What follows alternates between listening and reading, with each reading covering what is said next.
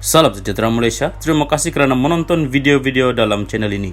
Sebelum kita mula, jangan lupa untuk tekan tombol subscribe, share, like dan komen. Let's go! Salam sejahtera, salam perpaduan kepada seluruh rakyat Malaysia. Berita seterusnya dipetik dari Sinar Harian bertajuk Ia tidak dihebahkan begitu rupa kalau tidak benar, Anwar Ibrahim. Berita penuh, Kuala Lumpur, ia tidak dihebahkan begitu rupa kalau tidak benar. Itu respon Perdana Menteri Datuk Seri Anwar Ibrahim terhadap Pengerusi Perikatan Nasional Tan Sri Muhyiddin Yassin. Ini susulan kenyataan yang dikeluarkan Muhyiddin dengan mengatakan bahawa dakwaan memberi kontrak sistem imigresen bersepadu nasional NIISE kepada syarikat IRIS Corporation Berhad yang dikaitkan dengan menantunya adalah satu fitnah yang deraka. Jelas Anwar, sejauh mana keterlibatan bekas Perdana Menteri itu perlu melihat kepada laporan akhir siasatan yang dilakukan. Jahat tidak jahat itu tunggu laporan. Ada kebenarannya. Sejauh mana dia terlibat, saya tidak tahu. Siasatan harus dilakukan, ujarnya. Beliau berkata demikian kepada pemberita selepas pelancaran skim keselamatan sosial Suri, Rumah dan Karnival Kerjaya My Future Jobs 2023 yang diadakan di sini pada Sabtu. Media sebelum ini melaporkan Muhyiddin terlibat dalam pemberian kontrak NIISE kepada syarikat IRIS Corporation Berhad yang dikaitkan dengan menantunya. Namun laporan itu dinafikan Muhyiddin dengan menyatakan ia merupakan satu fitnah yang sengaja dilakukan dan direka untuk mencalarkan maruah beliau serta keluarga. Jelas Muhyiddin sebagai Perdana Menteri pada masa itu sama sekali tidak terlibat dalam proses penganugerahan kontrak NIISE kepada IRIS Corporation Berhad yang dijalankan secara tender terbuka. Anwar sekali lagi menegaskan bahawa beliau komited dalam usaha membendung sebarang bentuk kleptokrat dalam kerajaan.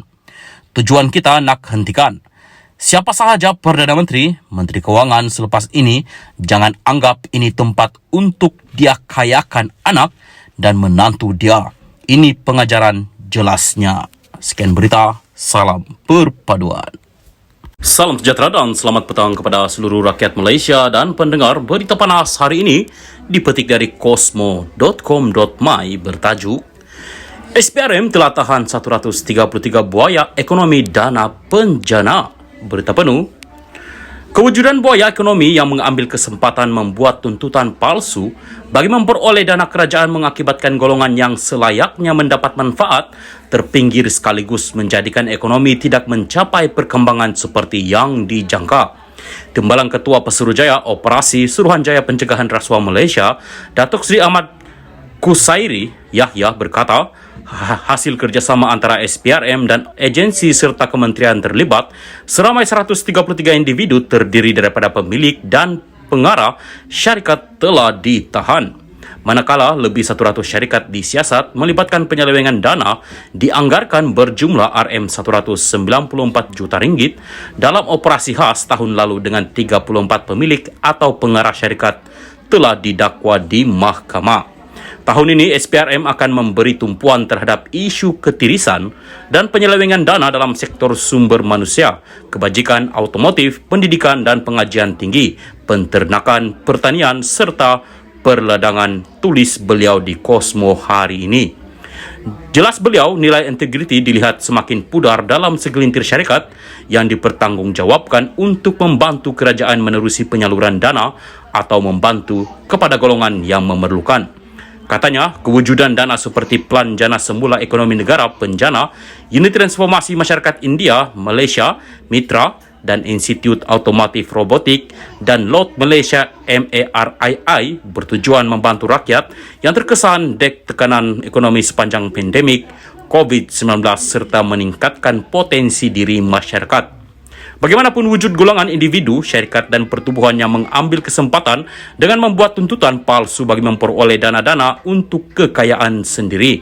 Ini sikap buaya-buaya ekonomi di skala kecil dan sederhana. Nilai integriti semakin pudar dan tamak halau-haloba menjadi budaya dan kesannya Golongan pekerja dibuang, mahasiswa menganggur, peniaga-peniaga terpaksa menutup perniagaan, jelasnya dalam kenyataan hari ini.